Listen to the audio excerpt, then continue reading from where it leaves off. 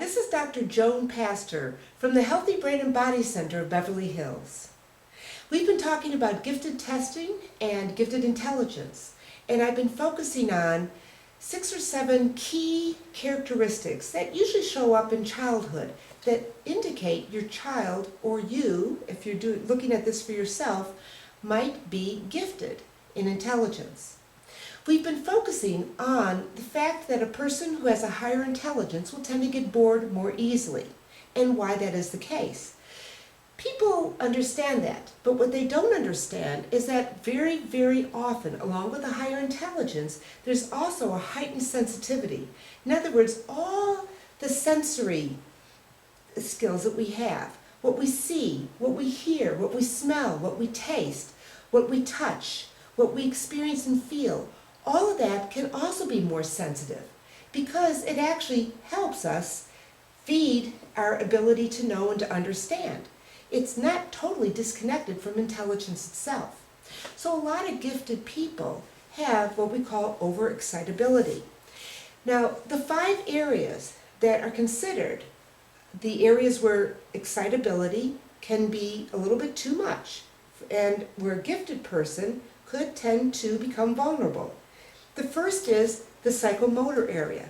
So what will happen is, as I gave an example in the previous thing, like they're going to be sensitive to touch. There's going to be certain things, textures, if they even touch them, they're going to feel uncomfortable to them. Even certain movements, might feel weird, or they might be more sensitive. They might feel sensations in their body much more acutely than the average person. And without proper understanding, that could actually lead to things like being a hypochondriac. So we have to be aware of that. Another area is the sensual area. Now don't worry, by sensual we mean the ability to experience richness. So to understand the richness of color, just how strong coffee can taste. A lot of times people who are gifted in higher intelligence, they need stronger taste. Their taste buds are actually more sensitive. They're more sensitive to smells. The richness of a smell could be too much for them and really could drive them crazy. The 3 other areas are imagination, imaginational. You've heard of those imaginary playmates? Yes, that's one area where it shows up, though you can be gifted and never have had an imaginary playmate.